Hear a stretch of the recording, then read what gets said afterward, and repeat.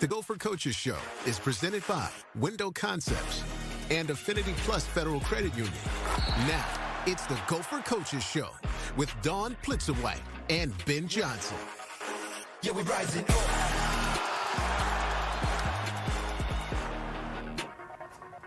Welcome into the Gopher Coaches Show. I'm Ahmad Hicks alongside Justin Gaard and head men's basketball coach Ben Johnson. Coach, it's been a while since we talked. First things first, it's the day after the Super Bowl. What did you think of the game? Give us your thoughts on a football topic. You know what? I thought it was good. I thought Kansas City was going to have a little bit more of a fight, to be honest. I think we all You never go against Pat Mahomes and the crew, but I thought Philadelphia did an unbelievable job. I mean, offensively, defensively, it was fun, entertaining game. See somebody new win for a change, you know. But I thought hats off to Philadelphia. I mean, I thought they had the total complete game. They did. C.J. Gardner-Johnson said a couple of years ago when they lost that had they had good grass, this probably would have happened. Oh, so good grass. Yeah, that's what he said. That's what he said. He retweeted it today. All right, enough football talk. Let's get back on the basketball topic. Your Gopher specifically, Coach. It's been a while since we talked, like I just said, but most recently you guys just played Illinois. Tough loss for your crew. Can you just walk us through that game and kind of the ups and downs that you guys faced? Yeah, we ran into a buzzsaw with Illinois. You know, a team that hadn't been shooting it great, hadn't really been really good offensively, and they were clicking. You know, I thought the first half was kind of manageable. You know, I thought we had things where we wanted it. And then in the second half, you know, credit their players. They made some really good individual plays. You know, I thought some of the ISO stuff they did, they made some really tough contested shots, and they got a couple guys that got rolling. So sometimes you got to credit the offense. We obviously have to look at the tape and see what we can do to help our guys defensively in those type situations. But, you know, that's a really talented team that kind of put it all together that night. So Ahmad mentioned we haven't talked to you in a while, so we're going to go through a stretch of games. But one consistent in your good play here the last month or so, Femi Odukale has really played well. He had a good game against Illinois. He had a lot of looks. You know, certainly took the shots that came to him. So how have you seen him grow throughout the season and really give you a lift the last couple of weeks? No, he really has. He's taken a step. You know, defensively, he's always been really solid. He's one of our key perimeter defenders with his size and athleticism. But offensively, I think he's kind of turned the corner. And they were giving him some looks, to his credit. I didn't think he forced them. He took good ones. He took them confident. He took ones that, you know, he knew within our offense he was capable of making. Shot a really good percentage. And so now, you know, we got to find ways with teams decide to continue to guard like that, how to continue to get ball movement. But again, I think it starts with him defensively and what he's able to do for us on the perimeter with his size and athleticism, and then that transfers into his productive offense. You talk about Femi. Can you talk about Lakai Patterson and what also he's bringing to this Gophers team? Another big game for him versus Illinois. I know a disappointing ending to the game, but still a strong performance for him. Yeah, no, I thought he was really strong. I thought, you know, he's getting an understanding of the pace that he needs to play with and getting to his spots. He's really good against teams that are in drop ball screen coverage, which Illinois was, and he was able to get to his spots. He didn't settle. You know, also he's probably our best guy with just making decisions off the bounce. You know, his assist to turnover ratio is really good. He doesn't force it. He takes what the defense gives him. He's just in a really good comfort zone right now, and he's in a good space, and we need to continue to get him to elevate his play. It's fun when you can talk about snapping streaks, and you guys got to do one of those down in Iowa City a little while back. I think it'd been 10 years since you'd won down there at Carver Hawkeye Arena, and really, I thought controlled that game pretty much from start to finish. Things got weird a little bit towards the end, which they're wont to do from time to time, but what'd you like about that performance? I just thought our mental toughness was really good. Anytime you go on the road, you know, you got to have mental toughness, and you got to be able to do it for 40 minutes. And again, I agree. I think our start really helped us. We got off to the right start. We played the right way defensively. It carried over to good, smooth offense. We played to win. You know, guys played on the attack. There was never a doubt, you know, even when they kind of shrunk the lead and they kept coming back into the game, there was never a doubt. There was never a lack of confidence. And guys continue to just make winning, simple plays. You know, Frank steps up, makes his free throws. Stemi stepped up, made a really big catch-and-shoot three. All of those things attribute to winning, but I thought it started with just our mental toughness and approach. And speaking of winning, I felt like you guys had a really good stretch where you were beating some good basketball teams. Oregon, for one. Before I ask you a question about that game, I want us to play a little video so we can recap what happened after that Oregon game.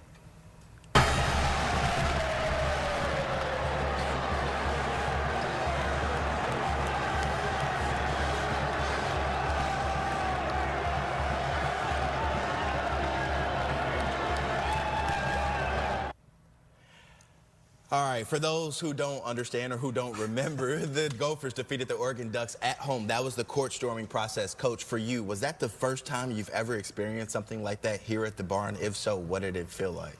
Yeah, no, I mean, it's obviously a great feeling. You know, I think whenever you can celebrate with your fans, especially when the students were back for that game, it's a good moment for them and for us and for our guys to be able to have that. You know, it's a good feeling for all the hard work they put in, but for the fans to be able to be a part of that and understand that they're a big contribution to why we were able to have a big win like that. You know, their ability to be engaged, to get the guys motivated, to be a force that Oregon had to deal with was huge. And again, celebrating in that fashion with a top 25 win at home is never a bad thing.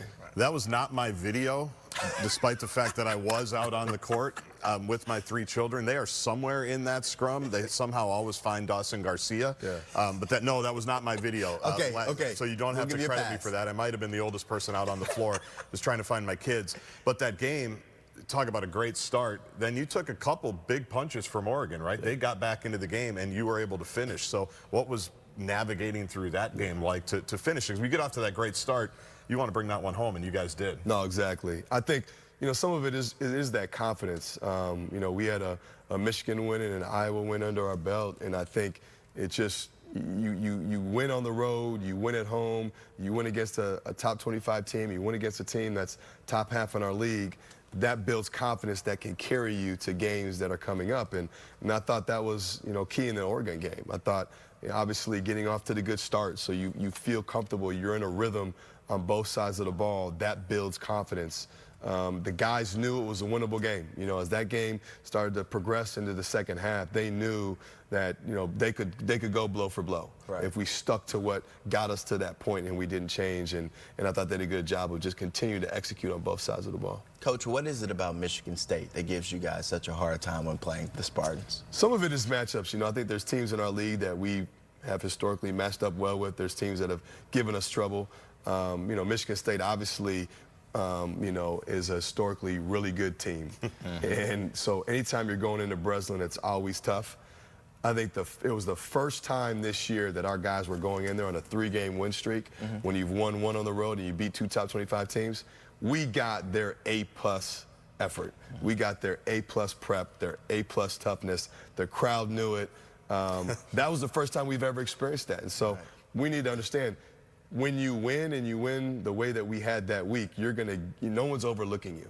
And you've got to also overcome that. Like, you're not sneaking up on anybody. And I just thought Michigan State, that game, did a great job imposing their will early, and their urgency and intensity was through the roof, and we didn't have the right response for it. That's never good when you hear the other coach say they have our attention, right? Because if they're saying that publicly, they're really saying that privately, right? I knew what was going on that week of prep, and I tried to tell the guys, like, fellas, we're not the same team that we were when we were 0-6, where now a coach is trying to sell something and it's 50-50 if the players buy in. Like, no, when you beat 2 ranked teams and you win on the road at a place that not many people win, you're going to get the coach's attention, but also the players are going to say, okay, this team's for real. And in a home game, they're trying to keep the momentum. We got their best shot.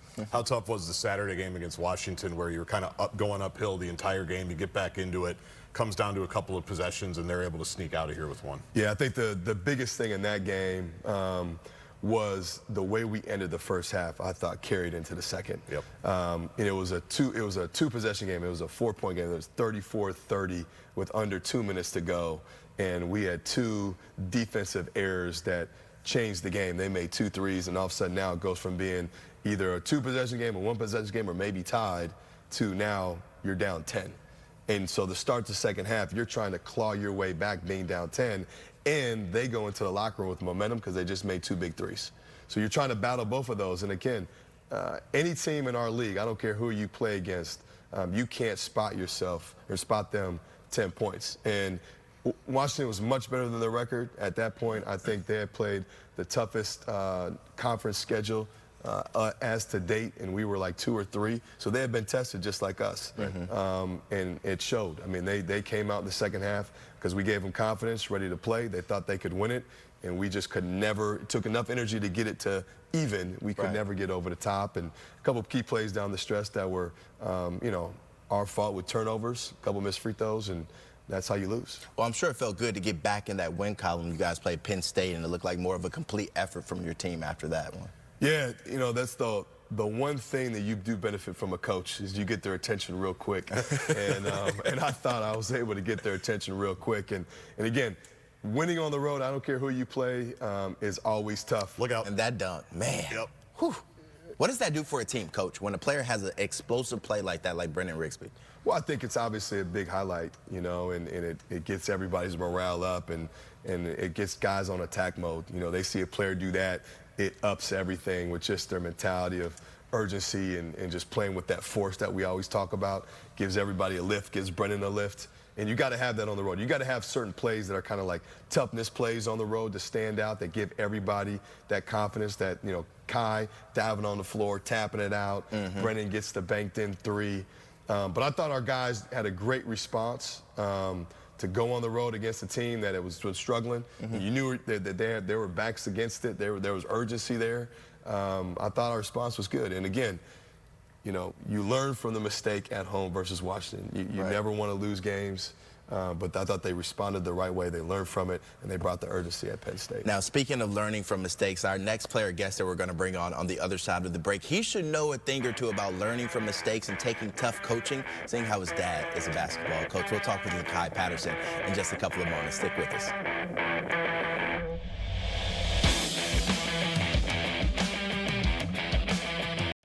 We're watching the Gopher Coaches Show. Yeah, we're rising up.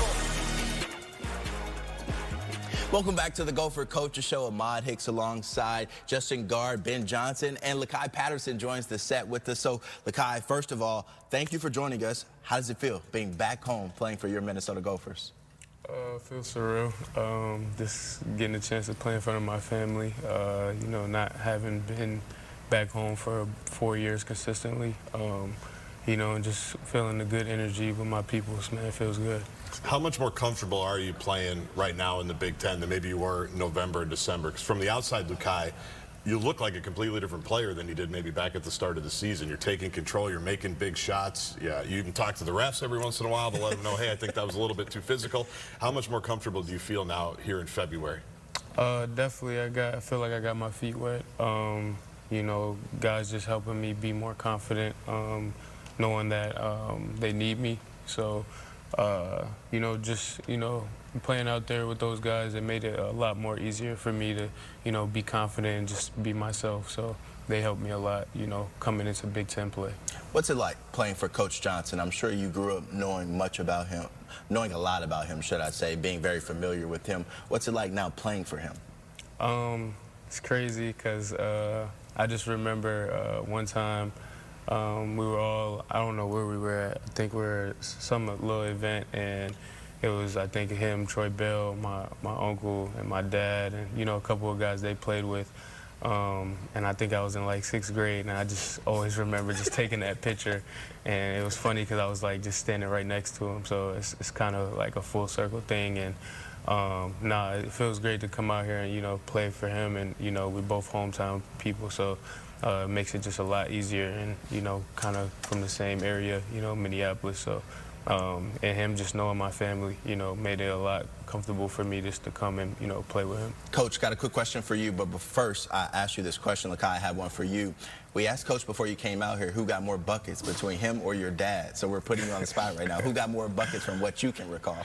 I didn't even ask that question, but I know my dad's a scorer, so you know, he always, you know, he teases me about getting more buckets than me. So okay, nah, him just showing me his clips all the time. You know, he just shows me how he can score and you know how he was in high school and college. So. Well, for the record, Coach Johnson said he got more buckets than Pops. So well, we got a gym behind us. We can probably come on out. Let's see. The good part is since we're on the same team, somebody had to shoot it. We were.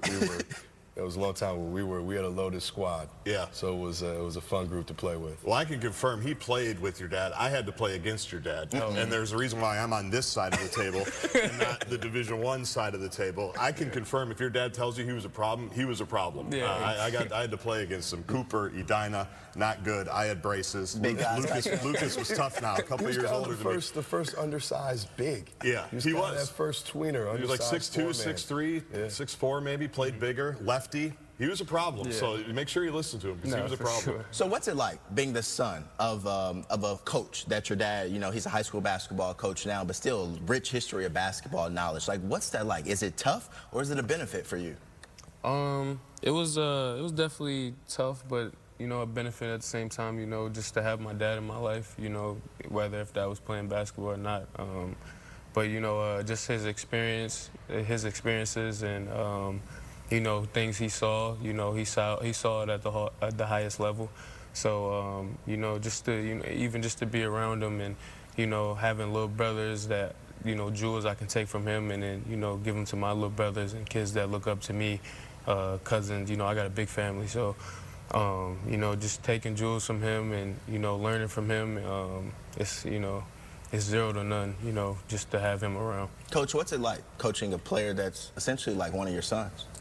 You know, it puts things in perspective quickly. You know, when I'm at the age now where, you know, you are either recruiting kids that you knew from birth, or you're recruiting kids that you know, had a relationship with their family member or played with their dad for a significant number of years. So, you know, it does really put things in perspective, and it's kind of a cool thing to look at though now. It's like you got a friend group where, you know, you know the history, especially with the in-state kids, and you understand where they came from. You know what they're about. So that part is pretty cool. It's pretty special. It's unique, and it's a benefit of being from here. And how much development have you seen from him just in his short time here on campus? No, I think a ton. You know, if we look back from the summer to where he is now, you know, for any kid, I don't care where you transfer from, there is a little bit of a change that you have to overcome and play through. Different coach, different staff, different teammates, different style of play. And then when you're going up a level, it's just different of figuring out, okay, here's part of my game that's going to translate that I need to really improve on and take a step in. Here's some things I need to tweak to be successful. And so it just takes time. But to his credit, you know, has put in the work, is a willing learner, wants to be coached, wants to win, super competitive, obviously very talented. And now I think is really hitting his stride and has been playing, you know, some of his best basketball. From the beginning, you know, there was always confidence in what he could do. And I think his teammates, obviously, like he said, have really spirited that. But he's done a tremendous job all year of just being a guy that wants to win, that wants to improve, that wants to get better. Is not afraid to be coached. And all I know is looking forward to ending the season on a really high note. All right, Lakai, we have to end the segment here, but under 20 seconds, what's it mean to you be playing for Minnesota and sticking together through all these ups and downs you guys are going through? Good, man. Just, you know, like I said, we just got to keep fighting. You know, I know what's at stake right now. You know, 7 games left. Just trying to give it my all and, you know, not leave nothing on the table and not leave regret. All right, well, we appreciate you joining the set. You keep killing it out there, and we'll be back for more Gopher Coaches Show on the other side of this break. Appreciate you. Welcome back to the Gopher Coaches Show. Welcome back to the Gopher Coaches Show. Ahmad Hicks alongside Justin Gaard, Ben Johnson. Coach, you guys are about to make the West Coast trip. UCLA, USC. You have any trips for a coach, seeing how you just did this a couple of weeks ago? You're losing your tan a little bit now. Yeah, the tan's gone. No, I've given all my tips to the operations staff. They know everything. You guys are practicing in a gym, though, that I know is pretty cool, where a lot of NBA guys practice during the summer. So I'd say make the most out of that. Don't do the In-N-Out burger. Leave that for Mike Grimm and Al Nolan. You know what I mean? Let the radio guys do that. But no, they know what they're doing. They know what they're doing. Coach, what are the benefits to going out to Los Angeles and staying out there for essentially a week? Is that a good thing for your basketball team, or how do you look at it? Yeah, no, I think it's a chance to obviously bond a little bit when you're out there for that amount of time, which is a little bit abnormal. But it's also a time to go, you know, to different venues and get guys to see different parts of the country, but also, you know, 2 schools that have not historically obviously been in our league. You know, being able to go out there and compete against a really good USC team and play in the historic Poly Pavilion when we play UCLA. So to go on the road, you got to have ultra focus, and that's what we'll plan on doing. And it's a good opportunity to try to compete and get 2 road wins. Now, what stands out about the Trojans, they obviously had a big win over Michigan State a couple Saturdays ago. I think actually when I was out there, handed Michigan State their first loss. Eric Musselman there, a name that's familiar with a lot of people here in these parts, as we know. So what stands out about them? You know, they got a very versatile style that they can play to. They don't have a traditional point guard, but they have multiple guys that can handle it. They got really good size, even size across the board. They can switch. They can defend you different ways. Offensively, they can do different things with their versatility. So it'll be definitely a unique challenge. They're playing pretty good basketball right now. Tough, physical, aggressive. You know, so we're gonna have to play our best. But it's a good challenge for our guys. You know, I think you know, they're gonna go against a good Penn State team tomorrow. So give us one more look at kind of what they do, and then try to attack them this week. Coach, in under a minute, can you tell us what are some of the challenges you've been facing as a coach this season? You always talk about your guys facing challenges head on and not shying away from it. For you, how do you navigate your yearly challenges as a coach in this unprecedented world of college athletics now? Yeah, I just think with the group that we have, every experience is new. So you're trying to coach each new experience and keep those guys confident, whether you're on a win streak or a losing streak. Something's going to present itself that you've got to keep them connected and keep them glued in and dialed in together. And so I think with each of those, it presents a new challenge as a coach of how do you attack this certain situation. And so now it's ending the season the right way. I mean, there's a chance for us to really gain some momentum here at the end of the year. So getting those guys focused on that, like what do we need to do now these last 7 games to dial in and to have a good finish. All right, Coach, well, good luck the rest of the way. We'll see you in a couple of weeks. Hopefully you come back from the West Coast with 2 victories, and we can brag about that and talk more about how you beating all the West Coast teams. So that's Ben Johnson, Justin Gaard. I'm Ahmad Hicks. That's the Gopher Coaches Show. We'll see you all next week.